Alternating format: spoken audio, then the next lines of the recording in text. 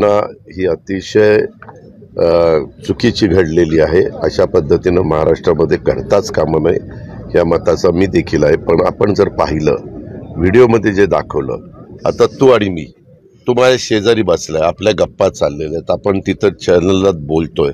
आता तुम्ही मी गप्पा मारतोय, पुन्हा त्याच्यामधनं एक जण उठतोय आणि जाताना पुन्हा त्या दोघांचं संभाषण तर क्लिअर आहे, असं काही कोण नाही। आता जवळपास ते संभाषण ऐकल्यानंतर त्यांचे मित्रत्वाचे संबंध आहेत, असेच ओळख चांगली आहे, आम्ही असं महिलांना करणार, आम्ही असं करणार, हे सगळं त्याच्यामध्ये।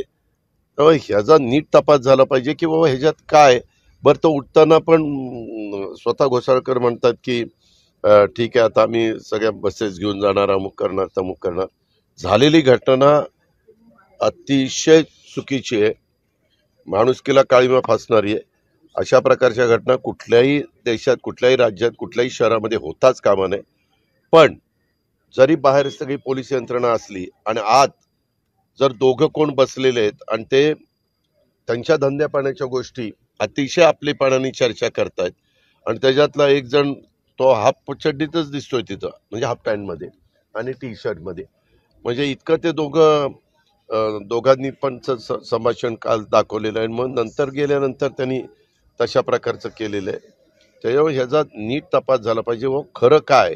कारण आता काय करायला लागले विरोधक, एकदम त्याचा मोठ्या प्रमाणावर सरकारची बदनामी करण्याचा प्रयत्न करतायत, होम मिनिस्टरचा राजीनामा मागतायत। अशा प्रकारचं त्यांना ते निमित्त मिळालेले हे आम्ही नाकारत नाही, पण ह्याच्या पाठीमागची पार्श्वभूमी पण आपण बघितली पाहिजे की नक्की काय झालंय। ही दोघं आतमध्ये बसली असताना, आता उद्या तू आणि मी एका रूम मध्ये बसलो असताना आपण सिक्युरिटीला सांगितलं आम्हाला बोलायचंय, तुम्ही बाहेर थांबा, तर सिक्युरिटी बाहेरच थांबणार। आपल्याला जर त्या व्यक्तीच्या बद्दल त्यांचे इतके सलोख्याचे, जिव्हाळ्याचे संबंध पाहायला मिळत आहेत, म्हणजे मी कुणाचं समर्थन करतो कृपा करून असा वेगळा अर्थ मीडियानी पण काढू नये आणि नागरिकांनी पण काढू नये। झालेली घटना अतिशय दुर्दैवी आहे, अतिशय दुर्दैवी आहे। आणि त्या संदर्भामध्ये कालच स्वतः मुख्यमंत्री, उपमुख्यमंत्री, म्हणजे मुख्यमंत्री उपमुख्यमंत्री वर्षावर, ते नागपूरला होते, वर्षावर गेले आणि त्यांनी चर्चा पण त्या बाबतीमध्ये केलेली। आणि इतर पण आता धागेदोरे काय, कशामुळे घडलं, हे दोघे इतकं चांगलं बोलत असताना, हसत असताना एकमेकाचे तशी थोडीशी चेष्टा मस्करीच ते करत होते, असं ह्याच्यामध्ये क्लिपमध्ये तरी पाहायला मिळतंय। पोलिसांनी दम दिला गुंडांना की अशा पद्धतीचे रील्स, अशा पद्धतीचे गुन्हेगारी प्रवृत्ती करणारे व्हिडिओ टाकायचे नाहीत सोशल मीडियावर। पुण्यात आयुक्ताला तुम्ही पाहिलं, पण तरी देखील हे सुरूच आहे, रील स्टार गुंड अपलोड करतात व्हिडिओ।